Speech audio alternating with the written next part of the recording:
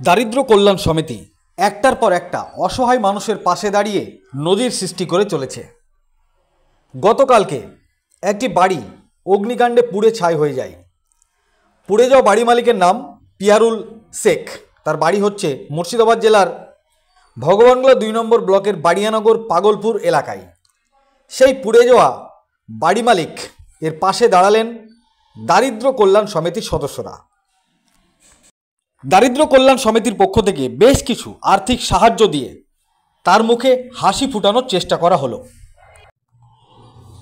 যেদিন থেকে দারিদ্র কল্যাণ সমিতির জন্মগ্রহণ হয়েছেন সেই দিন থেকে একটার পর একটা অসহায় মানুষের পাশে দাঁড়িয়ে নজির সৃষ্টি করে চলেছে দারিদ্র কল্যাণ সমিতি।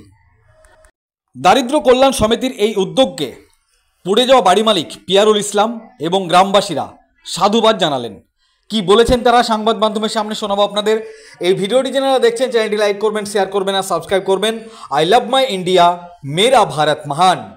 আমাদের নামাজ পড়তে গেছিলাম, দিয়ে নামাজ পড়ে আসাকাল দেখছি তো বাড়িতে সব জোরবাদ চলছে, মানে তার মানে গোটা বাড়ি পুড়ে গেছে এবং বাড়িতে কিছুই বলে জিনিস নাই, একবারে নেট বলে কিছুই নাই একবারে। আর কেউ যদি কিছু দেয় এখন বাড়িতে হয় নিতে হবে, দিতে হবে, তাছাড়া আমাদের উপায় নাই। আপনাকে আমরা সেটা দিলাম, আপনি এতে কতটা সন্তুষ্ট? যতটুকুন পারলাম সেটুকু সন্তুষ্ট আছে, কিছু তো বলার নাই। আচ্ছা, আপনার কাছে কি সরকারের সহযোগিতা কিছু এসছে এখন পর্যন্ত? না, কিছু আসেনি। আসেনি? আপনি কি চাইছেন? কি বলবো ভাই, সরকারের সহযোগিতা চাইছেন তো? সহযোগিতা আছে, কে আমাদেরকে দিবে? এখন কেউ তো না, এখন পার্টির লেভেলে ওইসব নাই, সেটা আলাদা বিষয়। চাইছেন তো? হ্যাঁ, আমরা সহযোগিতা চাইছি, উপায় নেই আমাদের। আর আজকে যে দারিদ্র কল্যাণ সমিতি আপনাকে যেটুকুটা দিল তাতে আপনি? হ্যাঁ, যেটুকু পারলে সেটা খুশি এখন। আচ্ছা, আপনি এই বাড়ির মালিক? হ্যাঁ, বাড়ির নাম মালিক। কি? নাম পিয়ারুল শেখ। এটা গ্রাম? এটা গ্রাম পাগলপুর এরিয়া। আসসালামু আলাইকুম ওয়া রাহমাতুল্লাহি ওয়া বারাকাতুহু। আজকে আমরা বাড়িয়ানগর পাগলপুর গতকালকে একটা বাড়ি আগুনে পুড়েছে। তাই আজকে আমরা দারিদ্র কল্যাণ সমিতি থেকে তাদেরকে কিছু আর্থিক সহায়তার জন্য আজকে আমরা এখানে এসেছি।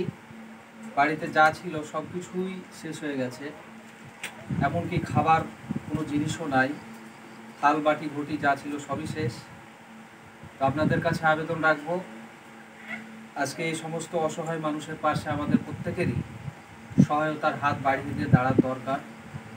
আপনারা আমাদের এই দারিদ্র কল্যাণ সমিতিকে আপনারা সহযোগিতা করুন এবং এই সমিতির পাশে আপনারা থাকুন। আমরা যেন এইভাবে অসহায় মানুষদের পাশে আমরা দারিদ্র কল্যাণ সমিতির পক্ষ থেকে আমরা সহায়তার হাত বাড়িয়ে দিতে পারি, দাঁড়াতে পারি। আমাদের সেক্রেটারি সাহেব রেজাউল করিম আছেন, উনি কিছু বলবেন। আমরা আজকে বাড়িয়ানগরের পাগলপুর নিবাসী পিয়ারুল ইসলাম সাহেবের বাড়ি কালকে আগুনে ভস্মীভূত হয়েছে।